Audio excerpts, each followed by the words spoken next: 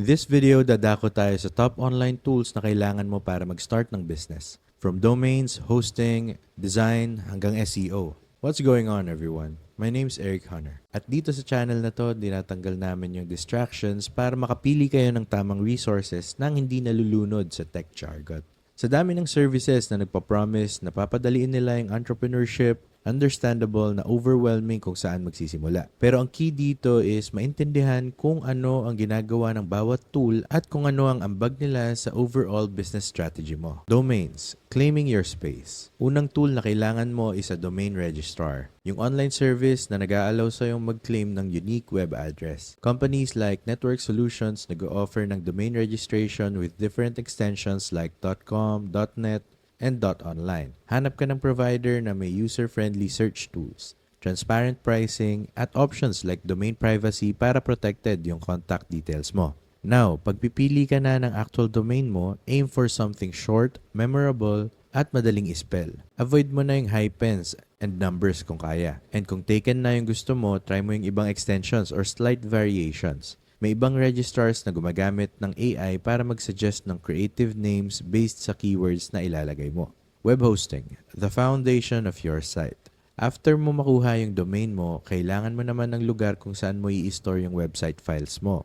Hosting providers like Network Solutions nagpo-provide ng servers para manatiling online yung site mo. Consider mo yung uptime, reliability, speed, security features, at customer support. Madami ring hosts na nakabundle na yung domain registration, SSL certificates, at email services sa plans nila. For example, ganito yung ginagawa ni Network Solutions. Pag kinlik mo yung link sa description, mapupunta ka dito sa page nila.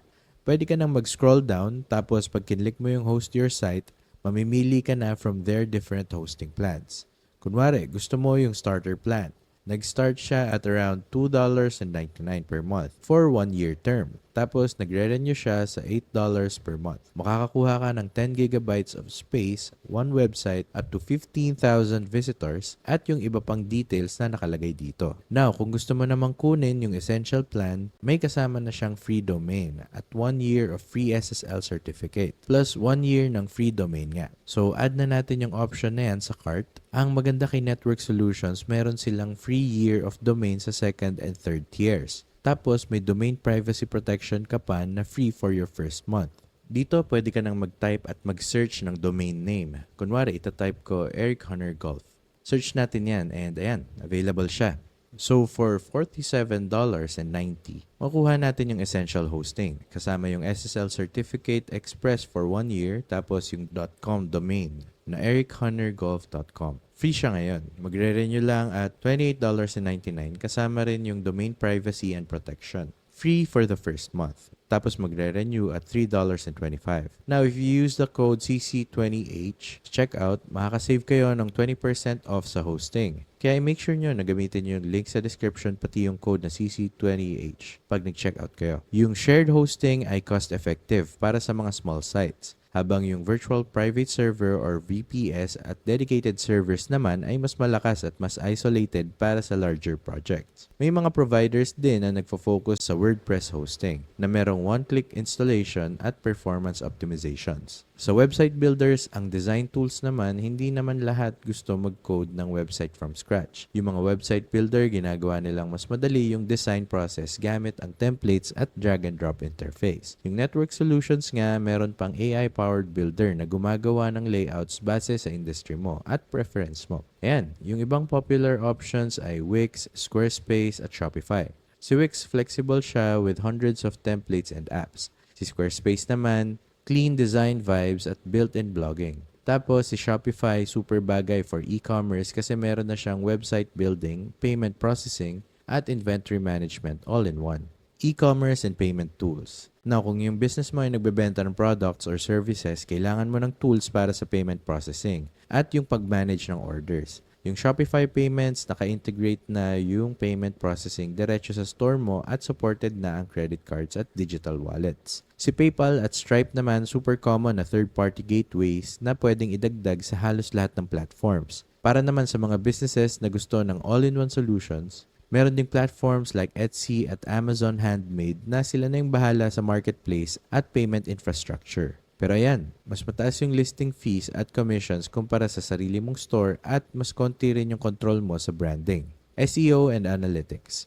Pag-launch ng site, kalahati pa lang yon. Kailangan mo rin ng paraan para makita ng tao yung website mo. Yung SEO tools tumutulong para ma-improve yung search rankings at matrack yung performance. Si Network Solutions meron ding SEO tool na nag-audit ng site mo, nagsasuggest ng keywords, at nagtatrack ng rankings. Si SEMrush at Ahrefs naman, full package sila.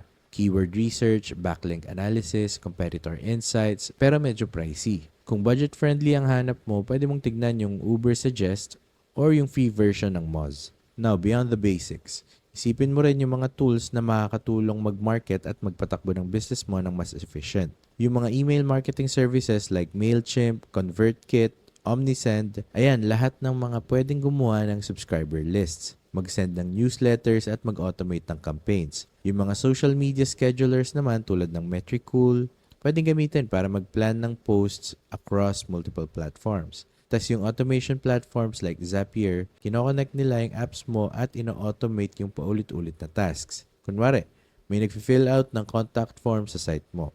Pwedeng automatic na mapunta sila sa CRM mo gamit si Zapier. Sobrang time saver ng automations na to at mas less yung chance na magkamali manually. Putting it all together, so ayan, ang pag-i-start ng business online, hindi siya about sa pag-master ng bawat tool. Mas about siya sa pagbili ng tamang combination ng bagay sa needs mo. Kailangan mo ng domain registrar, reliable hosting provider, website builder na tugma sa goals mo, at SEO tools para magkaroon ng traffic. Tapos habang lumalaki ka, pwede mong idagdag yung marketing at automation services on top of that. Evaluating tools based on budget and goals. Yung pagpili mo ng tools dapat naka-align sa budget mo at sa goals ng business mo. Kung tinetest mo pa lang yung idea or medyo tight pa yung budget, okay na muna yung free or low-cost tools.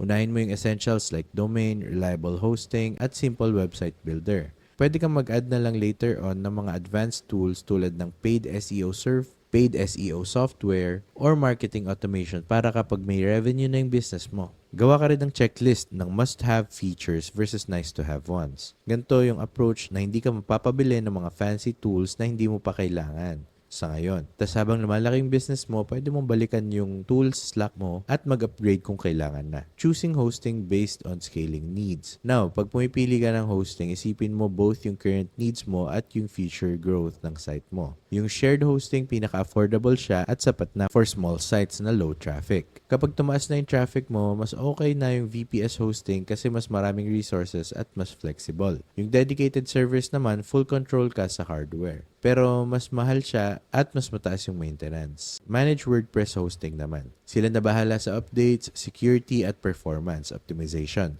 Worth it to kung gusto mo ng hands-off management. I-make sure mo rin na i-evaluate yung customer support quality at uptime guarantees kasi nakadepende dito yung reliability ng website mo. Pros and cons of major website builders. Ayan, magkakaiba-iba yung mga website builders depende sa need mo. Si Wix super flexible sa design dahil drag and drop editor siya, bagay siya for creatives. Si Squarespace naman, sleek at minimalist yung designs, perfect for portfolios at small businesses. Si Shopify naman, panalo for e-commerce kasi complete package na siya for product management at payment processing, which each platform has drawbacks. Si Wix dahil sobrang freeform niya, minsan nagiging inconsistent yung design kung hindi ka maiangat. Tapos yung mga third-party apps, pwede pang magdagdag ng extra costs. Si Squarespace naman, limited yung templates, minsan hindi ganun ka-intuitive for beginners. Si Shopify, super strong sa e-commerce, pero mas mataas talaga yung price point. At may transaction fees pa kung hindi mo gagamitin yung sariling payment gateway nila. Ayan, i-weigh mo lahat ng pros and cons base sa needs mo. Integrated versus standalone e-commerce solutions. Yung integrated e-commerce solutions like Shopify or BigCommerce, kumpleto na sila lahat for selling online. Hosting, design tools, payment processing, order management, lahat nando na. Convenient kasi hindi mo na kailangang isa-isahin at i-connect yung mga components. Pero kung standalone setup, ikaw ang magko-combine ng iba't ibang services. Kunwari, WordPress plus WooCommerce. Kailangan mo ng hosting provider, domain, theme, at mga plugins para sa payments at shipping. Mas marami kang control sa ganitong setup pero mas marami ring setup at maintenance na gagawin. Pumili ka ng integrated or standalone solution depende sa level ng organization sa level ng customization na gusto mo at kung gaano ka komportable mag-manage ng multiple tools. Combining marketing tools for maximum impact. Magkakaiba yung strengths ng bawat marketing channel. Yung email marketing nakakatulong mag-build ng long-term relationships. Yung social media, real-time engagement naman with your audience. Paid ads, being targeted traffic. Tas yung content marketing.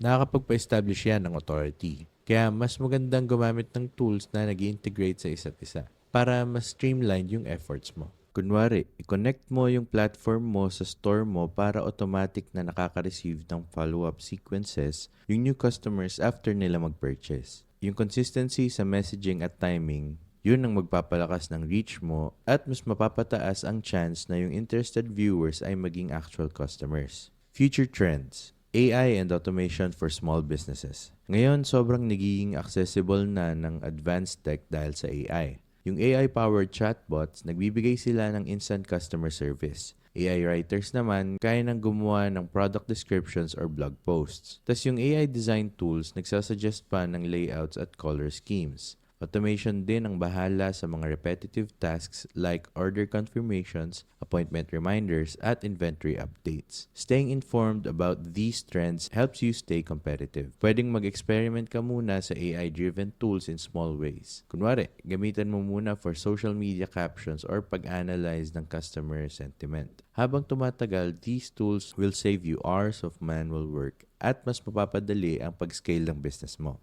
Balancing do-it-yourself and professional help. Pag nag-uumpisa ng business, tempting talaga na gawin lahat para makasave. Pero yung time mo, valuable yan. Kaya kailangan mong i-balance kung ano ang kaya mong gawin yourself at ano yung mas okay yung ipabaya sa pro. Kunwari, pwede mong i-DIY yung logo kung creative ka. Pero mas maganda mag-hire ka ng accountant para sa taxes. Kapag alam mo yung strengths and weaknesses mo, mas maayos mong ma-allocate yung resources mo. Yung freelancers and agencies, sila yung mag-fill ng gap sa skill set mo. Platforms like Upwork at Fiverr ang magkoconnect sa'yo sa mga experts sa web design, copywriting at marketing. At hindi kailangan mahal. Marami sa kanila may affordable packages talaga for small businesses. Planning for future upgrades. Habang lumalaki yung business mo, dapat nag-evolve din yung tool stack mo. Mag-plan ahead by choosing scalable services. Kunwari, hosting providers na madaling i-upgrade yung plan. At website builders na pwedeng mag-support ng custom code kapag kailangan mo na ng mas flexible setup. Keep an eye din sa mga emerging tech na pwedeng makatulong sa business mo. Whether AI integration para ma-automate yung customer service or bagong payment methods like cryptocurrency. Pagiging adaptable yung magpapaready sa'yo for change. Regularly i-check kung yung current tools mo tumutugma pa sa needs mo. Tas huwag ka matakot mag-switch kapag may mas magandang solusyon na lumabas. So ayan, ang pagpili ng tamang tools ay ongoing process talaga. Habang nagkaka-experience ka, malalaman mo kung alin yung services na nagpapadali ng buhay mo at alin yung hindi worth it. Pero pinaka-importante, tandaan mo na tools lang sila, yung vision mo pa rin yung core. Yung creativity, determination, at willingness mong iserve yung customers mo, yun talaga yung magpapathrive the business mo. Stay flexible. Magbabago talaga yung needs mo over time. At sign yun ng progress. Huwag kang matakot mag-try ng new tools or strategies habang nag-e-evolve yung business mo. Now, kung gusto mo nang mag-start with network solutions, whether domain, hosting, or all of the above, andyan yung link sa description. Affiliate link siya, which means nakaka-earn kami ng small commission kapag ginamit mo siya. Pero wala kang extra cost at all. At yung commissions na yan nakakatulong mag-support sa channel para makagawa pa kami ng free content like this. Kaya if gagamitin mo siya, thank you so much in advance. And if you found this video helpful, don't forget to like, subscribe, and hit the notification bell para hindi mo makaligtaan ang next videos. Dito sa channel na to, gumagawa kami ng videos on how to create your first website. Iba't ibang website builders, domain names, and more. Kaya pwedeng-pwede kang mag-subscribe. But other than that, thank you so much for watching and takits tayo sa next video.